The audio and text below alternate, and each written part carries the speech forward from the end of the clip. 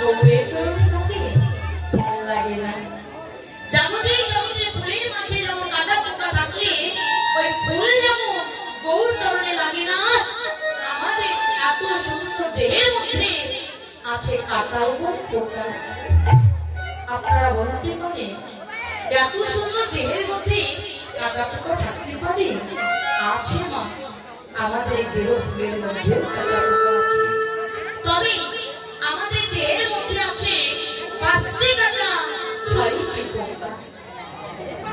যদি বলেন কোথায়, কিভাবে, কি কি? আমাদের দেহের মধ্যে আছে 5টি কাটা 6টি পোকা। 5টি কাটা কি? রূপ, যৌবন, চাঁদি, বিদ্যা, মহত্ব। এই হলো আমাদের দেহের মধ্যে 5টি কাটা। কেউ যদি মনে করে আমি অনেক রূপবান রূপবতী, আমি কেন ঘোড়ার মাঝে বসে থাকবো, সেগুলি আমার গৌর চরণ পাবে মা? পাবে না। কেউ যদি মনে করি আমি অনেক বিদ্যা জানি, লেখাপড়া জানি, আমি কেন মূর্খদের সঙ্গে বসে থাকবো, সেও কোনোদিন আমার গৌর চরণ পাবে না। কেউ যদি মনে করে আমি অনেক উচ্চ জাতির মানুষ, আমি কেন নিচু জাতির মানুষের সঙ্গে বসে থাকবো, সেও কোনোদিন আমার গৌর চরণ পাবে না। তাই তো আমাদের দেহের মধ্যে 5টি কাটা, রূপ, যৌবন, জাতি, বিদ্যা, মহত্ব। 6টি পোকা কি? সর্বরিপু, কাম, ক্রোধ, লোভ, মোহ, মদ, মাৎসর্য। এই 6টি হলো দেহের মধ্যে পোকা। তাই তো 5টি কাটা 6টি পোকা আমাদের দেহ ফুল থেকে সরিয়ে ফেলতে হবে, তবে এই দেহ ফুলটা আমার গৌরের চরণে লাগবে। আমাদের দেহ ফুলের পোকা সরিয়ে ফেলতে হলে কি করতে হবে? সখীর বা গুরুর চরণ আশ্রয় করতে হবে। সখীর বা গুরুর চরণ আশ্রয় করলে তবে দেহ ফুলটা গোবিন্দের চরণে লাগবে। তাই তো নাগরিক ওই ফুলের সঙ্গে তুলনা হয় না। তাই বলছে নাগরিক সঙ্গ আমার গৌরূপের তুলনা হয় না। জানিস শোন না, আমার গোরা রূপে যাই বলি আমার গোরা রূপ যাই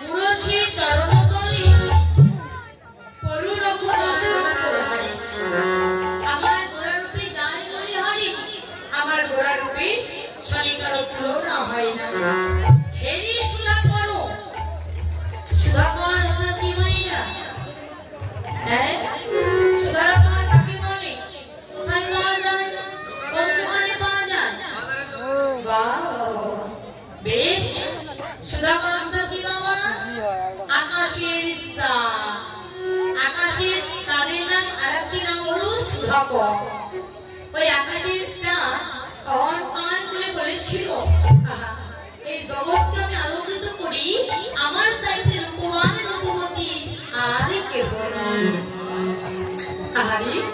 যেই মাত্র আকাশের চাঁদ অহংকার করেছে আমার ভগবান সকল কিছু সইতে পারে, ভক্তের 2টি জিনিস সইতে পারে না, এক হলো অহংকার, 2 হলো ভক্তের নয়নের। যেই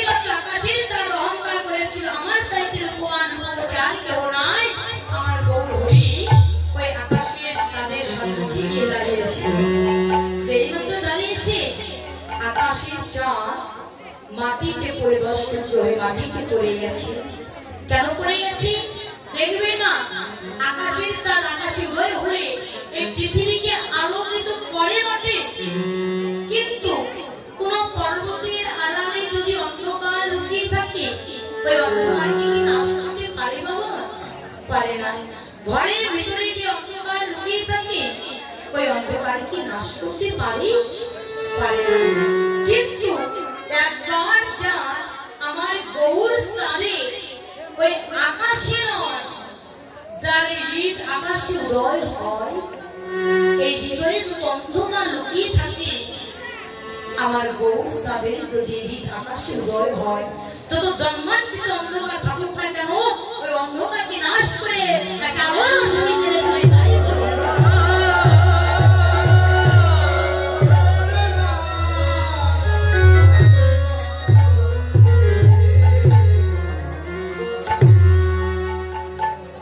তাই তো ওই আকাশের অন্ধকার 10 সবে মাটিতে পড়ে গেছে।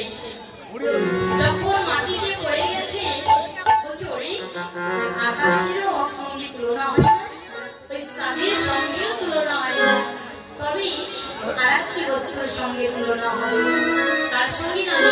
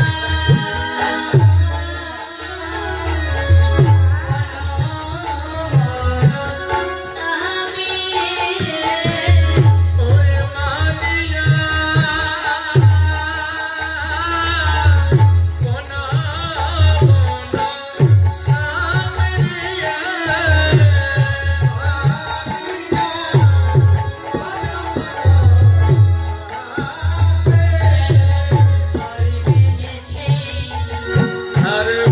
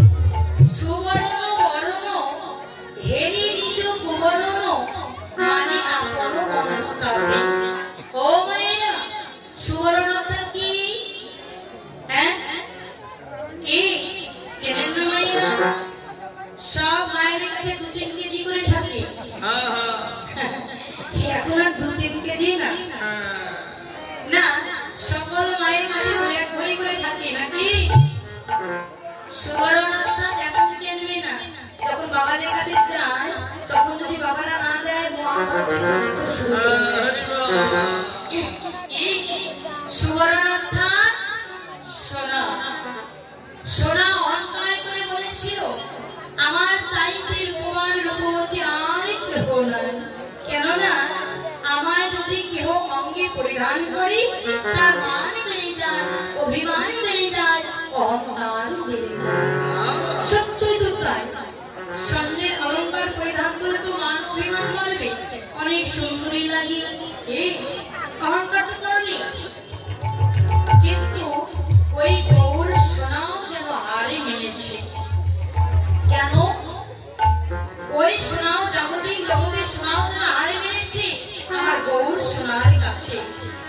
কেননা ওই জাগতিক জগতের সোনা সম্মুখে যখন আমার গৌর সোনা দাঁড়িয়েছে, ওই জাগতিক জগতের সোনার অহংকার বলছি আমার রূপবান গৌরী জগতে আছে। তাই তো আমার গৌর সোনা নিজের বরকে ধীর কমেছে, ধীর দিয়েছে। কেননা দেখবে জাগতিক জগতের সোনা আগুনে পোড়ালে কি তার বর্ণ কেমন এসে যায়? পীত বর্ণ এসে যায়। আমার গৌর সোনা যতই আগুনে পোড়াক না কেন, আমার গৌর সোনা হলো খাঁটি সোনা, কাঁচা রসের সোনা। জাগতিক জগতের সোনা অঙ্গে পরিধান করলে ওই মায়ের দেখে ভাব নেওয়া যায় না। 2 ভরি অলঙ্কার পরে দামি শাড়ি পরে পথে বাইর হয়, দেবে ওই মায়ের ভাব নেওয়া যায় না। কোথায় যে পা দেবে কিন্তু আমার গৌর সোনা অঙ্গে পরিধান করলে তার মান বাড়ে না, অভিমান বাড়ে না। যদি তার দেহে মান অভিমান থেকে থাকি, আমার গৌর সোনাকে যদি অঙ্গে পরিধান করানো যায়, ওই মান অভিমান দূরে গিয়ে যেন তার দেহের মধ্যে একটি আলো রশ্মি। তাই তো আমার গৌর সোনার সঙ্গে জাগতিক জগতের সোনার কখনো তুলনা হয় না। তবে জাগতিক জগতের সোনা কোথায় মেলে মা?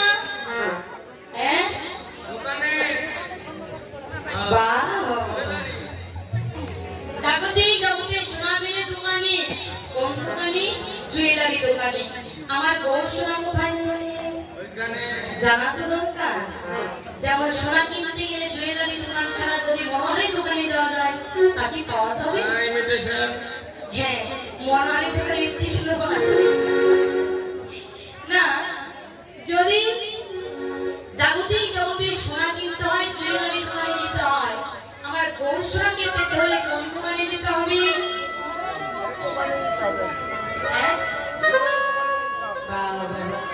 জাগতিক জগতের সোনা যেমন দোকানে মেলে, আমার গৌর সোনা দোকানে মেলে। তবে কোন দোকানে? ওই জুয়েলারি দোকানে নয়, এই 2 কানে। আমার গৌর সোনা মেলে এই 2 কানে। কোথায় গেলে? আপন গুরুর কাছে গেলে গৌর সোনা মেলে দোকানে।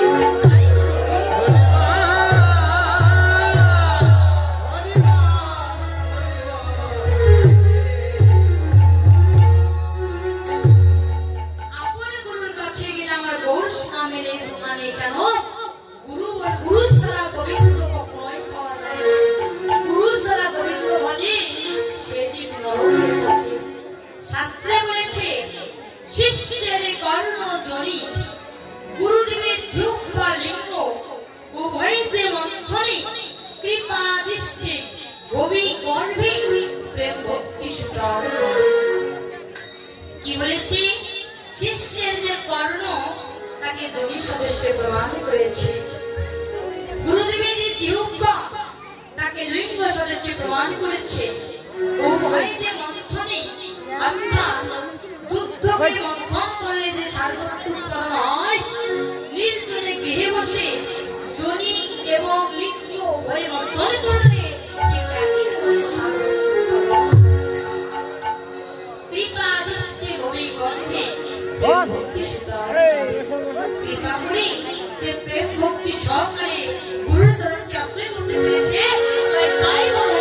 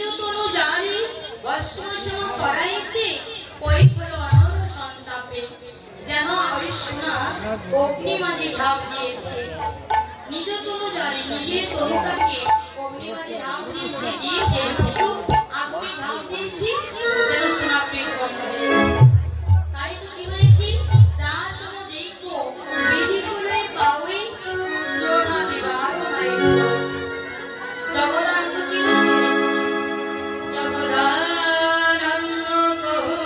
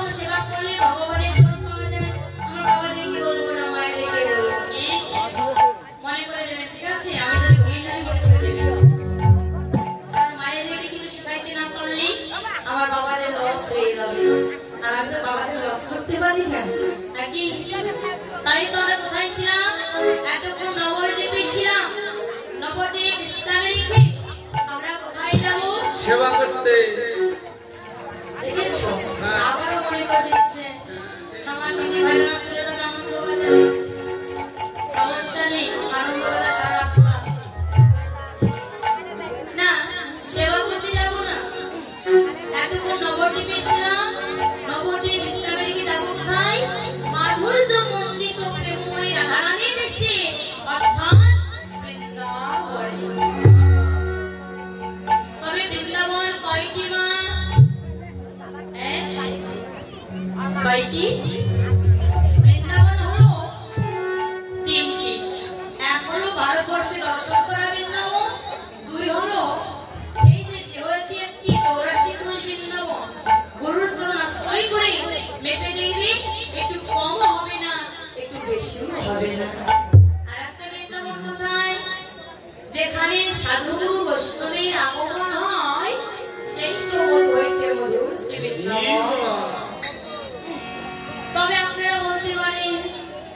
বৃন্দাবনেই বসে আছি, আবার কোথায় যাবো যদি মনে সত্যই তো তাই।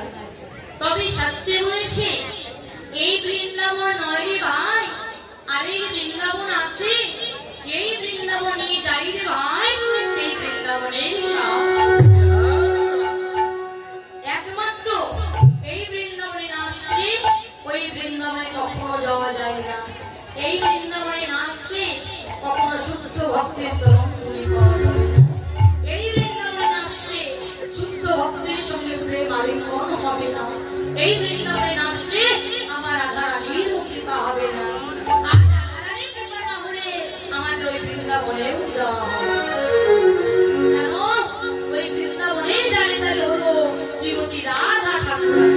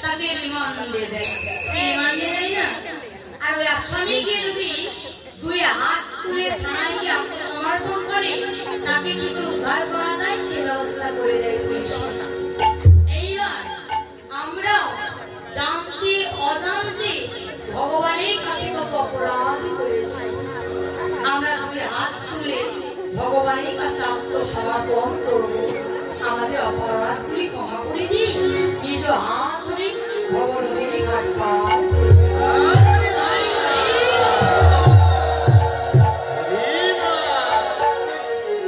এইবার আমরা করতালি কেন দিই তারও তত্ত্ব আছে।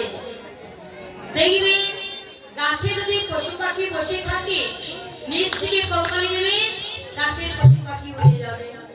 আমাদের এই দেহের মধ্যে কত কামরূপ পশু পাখি বাস আছে, আমরা কৃষ্ণ নাম বলে করতালি দেব, কামরূপ পশু পাখি পালিয়ে গিয়ে কৃষ্ণ প্রেমে মুক্ত হবে।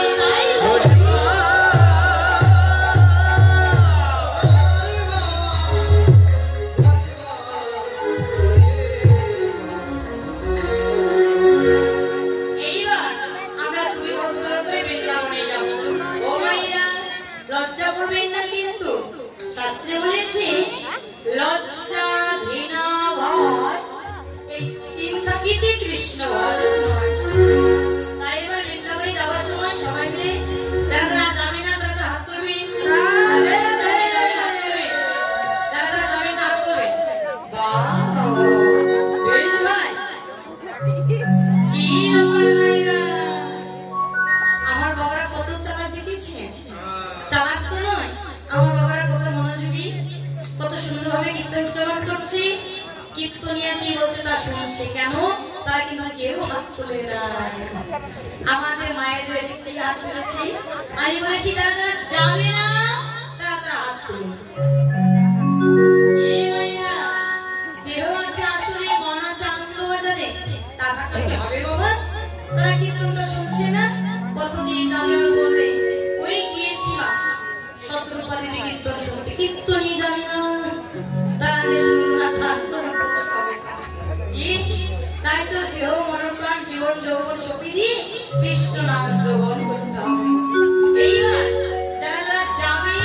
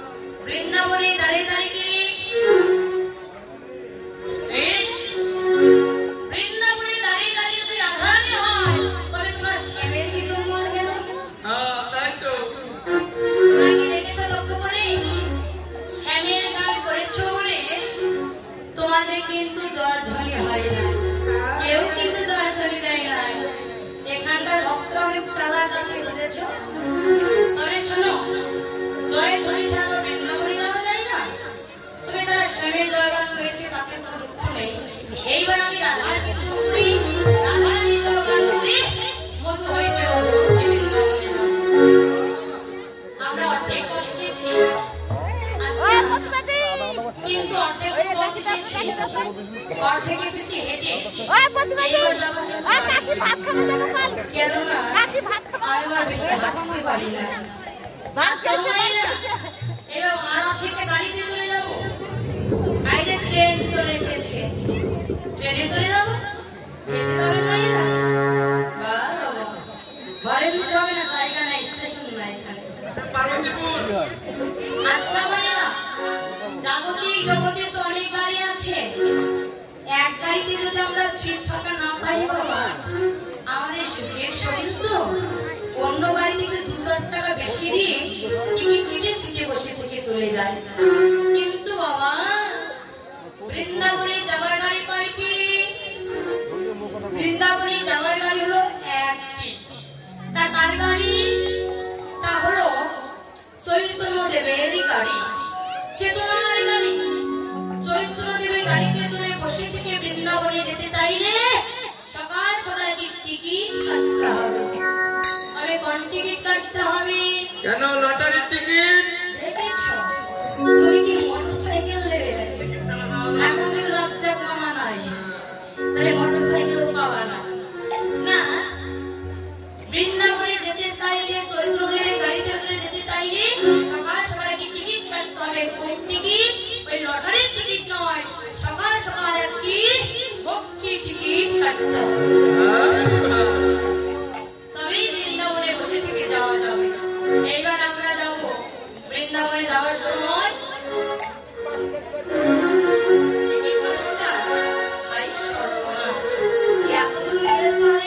শিক্ষার গুরু থাকবে না, আমাকে তো মারবে। টিকিট মাস্টারের খবর জানতে হলে শিক্ষার আশ্রয় দেবে, শিক্ষার আশ্রয় ছাড়া টিকিট মাস্টারের সন্ধান পাওয়া যাবে। তাই তো এবার বৃন্দাবনে যাওয়ার সময় রাধারানী জয়গান করে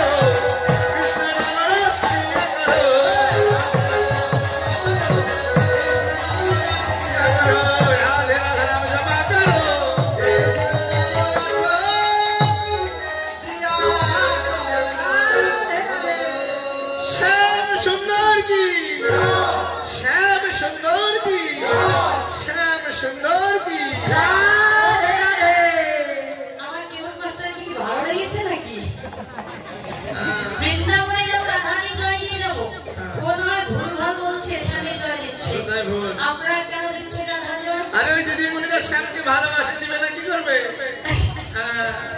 তাই তো দেখছি।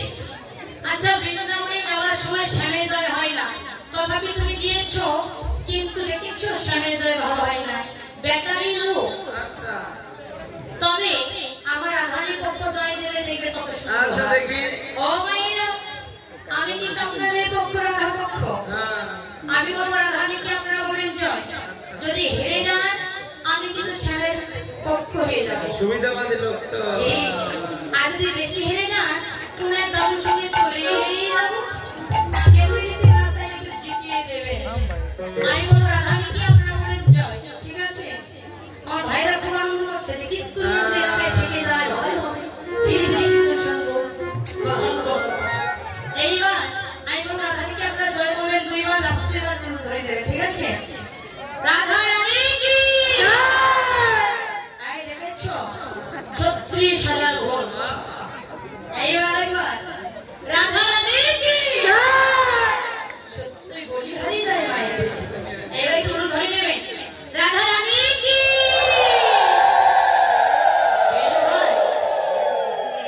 দেখেছো? হ্যাঁ হ্যাঁ দেখছি। এবার তোমার শ্যামের জয় দাও। আরে দেখাবো তো দাদু, প্রথমে আমরা স্যাম্পল ভাবে দিয়েছি, এবার সবাই একসাথে সবাই।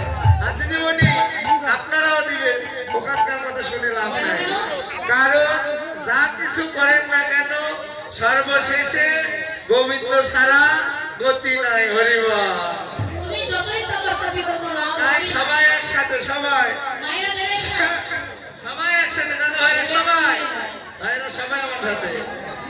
শ্যাম সুন্দর কি 42,000 ভোট। শ্যাম সুন্দর কি, শ্যাম সুন্দর কি। আমার দাদা ভাইরা যদি আর একটু জোরে ধ্বনি দিত তাহলে প্যান্ডেলরা সামনে বাজারে চলে যেত। হরিব, বেশ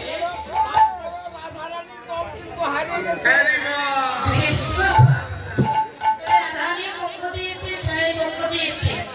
ও ঠাম্মা বলো তো, এই যে মায়েদের ধ্বনি ভালো হয়েছে না বাবাদের ধ্বনি ভালো হয়েছে?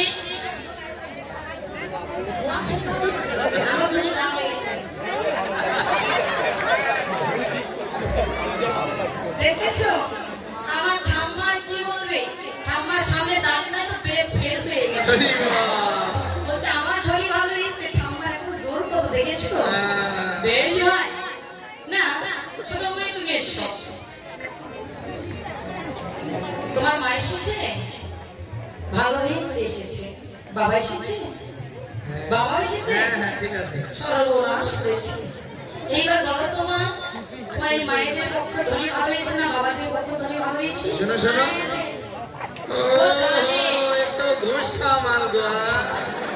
মা যদি রান্না করে না দেয় খেতে পাবি না, কিন্তু ওই ছোট মরির মতো যদি আমি বিশ্বাস করি আমার কমিটির ভাই আমার বাড়ি না করবে। সময় তো ভেবে চিন্তে করতে হবে। আমি রাজশাহী থেকে এসেছি, আমি কম না। আমার শ্যাম পক্ষ জয় দিয়েছি, রাধা পক্ষ জয় দিয়েছে। শ্যাম পক্ষ হয়েছে ফার্স্ট, রাধা পক্ষ হয়েছে প্রথম। রাধা পক্ষ প্রথম, শ্যাম পক্ষ ফার্স্ট। কেমন হলো? সমান সমান হয়ে গেছে। এইবার যুগল ধরিতে বৃন্দাবনে যাবো, সবাই মিলে বলবে রাধা রানী কি, শ্যাম সুন্দর কি, ভক্তবৃন্দ কি, কমিটিবৃন্দ কি, নাম কি,